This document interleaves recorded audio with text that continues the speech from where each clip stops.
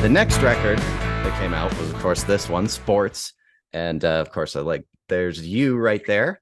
I found this great write-up to share with you about Sports. So the period of 1983 to 1984 was a banner period for rock blockbusters with albums from ZZ Top, Def Leppard, The Police, Van Halen, and Bruce Springsteen, amongst others. But Huey Lewis and the News outsold all of them with Sports in 1983, except for Michael Jackson's Thriller.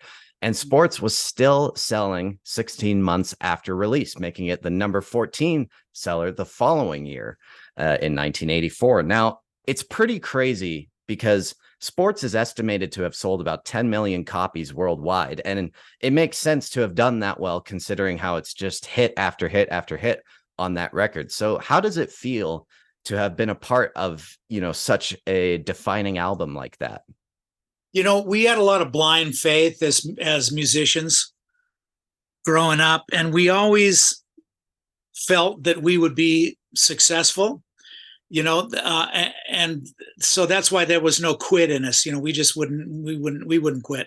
Mm-hmm. And so obviously amazing, what an incredible career we've had, and that album certainly put us over the top, but yeah, amazing. I mean, it's about the only word I can use to describe it. Yeah, of course. We had no idea it was going to do that. Yeah. And so the album starts off with The Heart of Rock and Roll. And I was wondering, were you guys inspired by Pink Floyd to start that track with a heartbeat? No. Because it's kind of like the beginning of Dark Side of the Moon also starts with a heartbeat. Okay. No. Which is what reminded me of that. But yeah. We never thought of it. Okay. We just thought, hey, it's the heart of rock and roll, and let's use a heartbeat.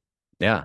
And was that with a bass drum that you did that sound? No, that was with a Linn drum. We had just gotten a hold of the new Linn drum at the time, and I remember sitting there in the studio and boom, boom, boom, boom on one of the little pads, Right. Boom, boom. Cool. And we mixed it in with something else. We mixed another sound in with it, I think. Can't remember what it was, but no, that's just me playing a drum machine. Nice. And another song from the album that I really wanted to bring up was Heart and Soul, which is my favorite.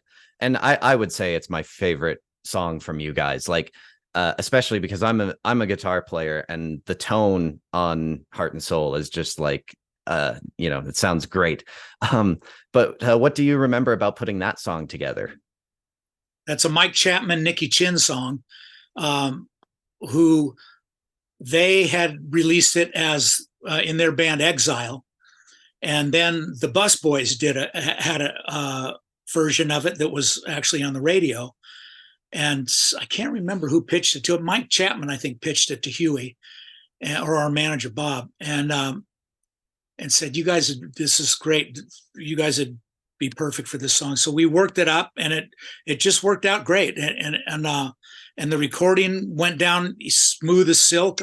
We kind of pinched some of Exile's production ideas, like the percussion and stuff. That was all on Exile stuff, and it was like a hybrid between theirs and our version, I think. So, it went down real easy. Bob Clearmountain mixed that song when he got those guitars. When we sent it to him, the guitars did not sound like that, I guarantee it. And he did something to it. And wow, when it came back, I just said, "Oh my God, that's fantastic." Cool. So, yeah. And then the track that I would consider to be like the vocal standout on Sports is If This Is It, with all those soaring backing vocals, of course. And the song, I think, has kind of like a Beach Boys feel to it. Is that what you guys were going for with that song?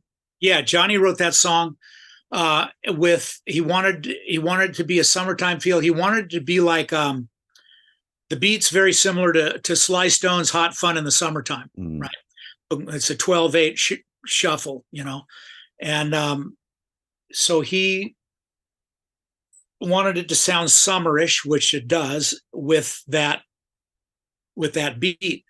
And yeah, we pulled it off. He originally wrote it as it was called "Who Rocked, Who Rolled," and that the lyric wasn't going to fly. So Huey rewrote the lyrics, and we changed the background to the background used to go "Who rocked, who rolled," right?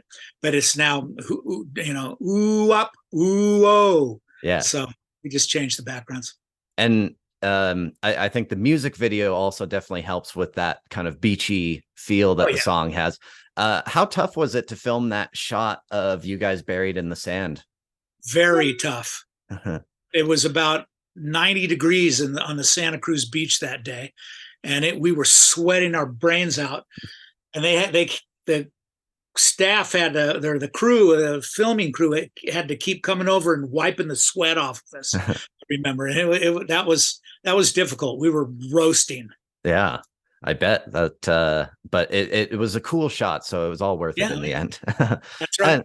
And now talking about sports as a whole, and I think this is a great question for you. I love the drum sound on sports, like especially from the snare. Like it's just really pleasing to the ear, in my opinion. How did you get the drum sound on that album? Bob Clearmountain. Yep. At the time, I believe I was using a Tama snare drum. Might have been it was like a Coca-Cola wood snare or something like that.